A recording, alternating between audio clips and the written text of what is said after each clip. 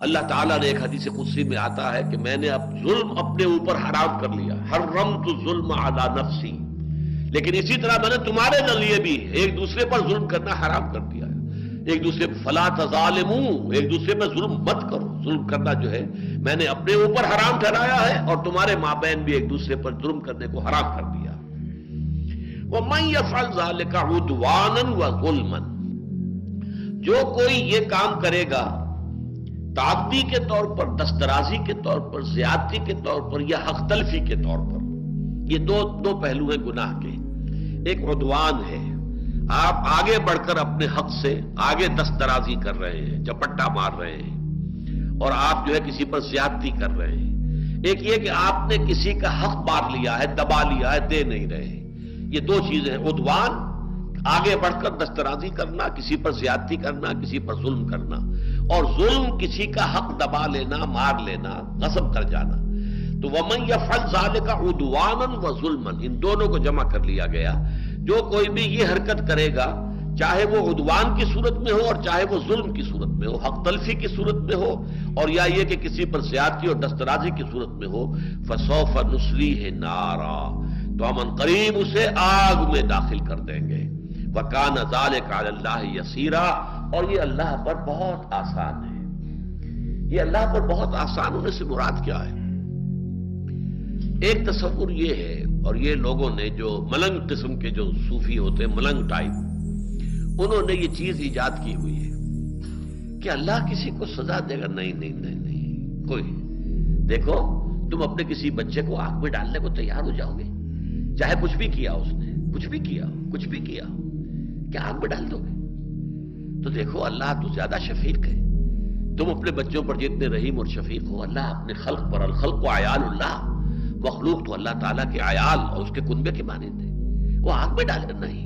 آگ یہ تو ایسے ہی ڈرانے کے لیے، جیسے بچوں کو ڈرا دیا جاتا ہے، وہ ہاؤ آ رہا ہے، ہاؤ ہاؤ، یا کوئی اور چیز جو ہے جس کا ہاؤ ڈرا، ایسے بس ڈراوا دیا گیا ہے تاکہ لوگ جو ہے جری نہ ہو جائیں، جسور نہ ہو جائیں، ان کے اندر جرأتیں نہ پیدا ہو جائیں گناہ کے لیے، بس اس لیے ڈراوا ہے، ورنہ کوئی نہیں۔ یہ جہنم وہنم نہیں۔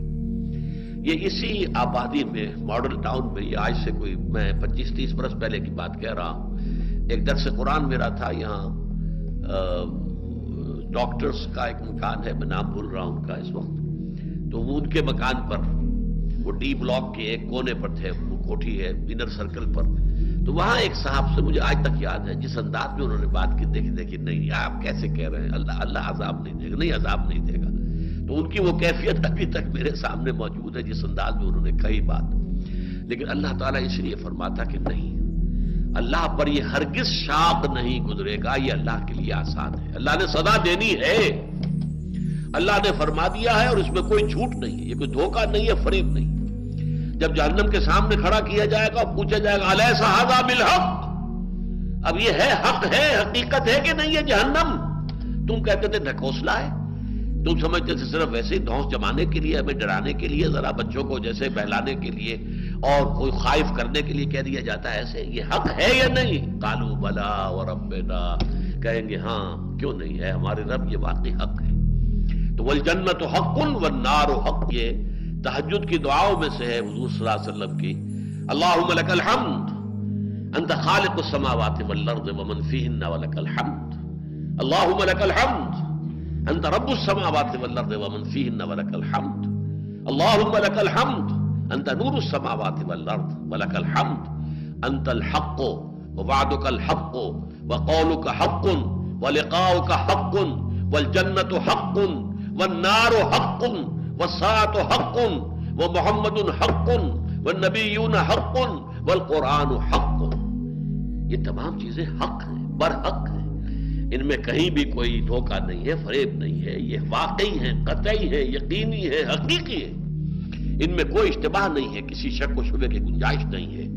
وَمَن يَفْعَلْ ذَلِكَ عُدْوَانًا وَظُلْمًا فَسَوْفَ نُصْلِيهِ نَارًا وَكَانَ ذَلِكَ عَلَى اللَّهِ يَسِيرًا۔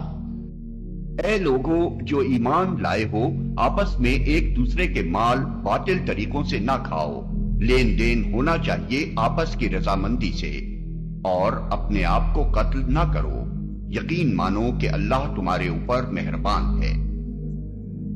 جو شخص ظلم و زیادتی کے ساتھ ایسا کرے گا اس کو ہم ضرور آگ میں جھونکیں گے، اور یہ اللہ کے لیے کوئی مشکل کام نہیں ہے۔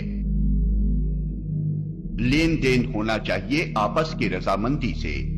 باطل طریقوں سے مراد وہ تمام طریقے ہیں جو خلاف حق ہوں اور شرعاً و اخلاقاً ناجائز ہوں۔ لین دین سے مراد یہ ہے کہ آپس میں مفاد و منافع کا تبادلہ ہونا چاہیے، جس طرح تجارت اور صنعت و حرفت وغیرہ میں ہوتا ہے کہ ایک شخص دوسرے شخص کی ضروریات فراہم کرنے کے لیے محنت کرتا ہے اور وہ اس کا معاوضہ دیتا ہے۔ آپس کی رضامندی سے مراد یہ ہے کہ لین دین نہ تو کسی ناجائز دباؤ سے ہو اور نہ فریب و دغا سے۔ رشوت اور سود میں بظاہر رضامندی ہوتی ہے، مگر فی الواقع وہ رضامندی مجبورانہ ہوتی ہے اور دباؤ کا نتیجہ ہوتی ہے۔ جوئے میں بھی بظاہر رضامندی ہوتی ہے، مگر در حقیقت جوئے میں حصہ لینے والا ہر شخص اس غلط امید پر رضامند ہوتا ہے کہ جیت اس کی ہوگی۔ ہارنے کے ارادے سے کوئی بھی راضی نہیں ہوتا۔ جال اور فریب کے کاروبار میں بھی بظاہر رضامندی ہوتی ہے، مگر اس غلط فہمی کی بنا پر ہوتی ہے کہ اندر جال و فریب نہیں ہے۔ اگر فریق ثانی کو معلوم ہو کہ تم اس سے جال یا فریب کر رہے ہو تو وہ ہرگز اس پر راضی نہ ہو۔ اور اپنے آپ کو قتل نہ کرو۔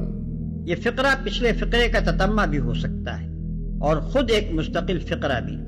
اگر پچھلے فقرے کا تتمہ سمجھا جائے تو اس کا مطلب یہ ہے کہ دوسروں کا مال ناجائز طور پر کھانا خود اپنے آپ کو ہلاکت میں ڈالنا ہے۔ دنیا میں اس سے نظام تمدن خراب ہوتا ہے اور اس کے برے نتائج سے حرام خور آدمی خود بھی نہیں بچ سکتا، اور آخرت میں اس کی بدولت آدمی سخت سزا کا مستوجب بن جاتا ہے۔ اور اگر اسے مستقل فقرہ سمجھا جائے تو اس کے دو معنی ہیں، ایک یہ کہ ایک دوسرے کو قتل نہ کرو، دوسرے یہ کہ خودکشی نہ کرو۔ اللہ تعالیٰ نے الفاظ ایسے جامع استعمال کیے ہیں اور ترتیب کلام ایسی رکھی ہے کہ اس سے یہ تینوں مفہوم نکلتے ہیں اور تینوں حق ہیں۔ یقین مانو کہ اللہ تمہارے اوپر مہربان ہے۔ یعنی اللہ تعالیٰ تمہارا خیر خواہ ہے، تمہاری بھلائی چاہتا ہے، اور یہ اس کی مہربانی ہی ہے کہ وہ تم کو ایسے کاموں سے منع کر رہا ہے جن میں تمہاری اپنی بربادی ہے۔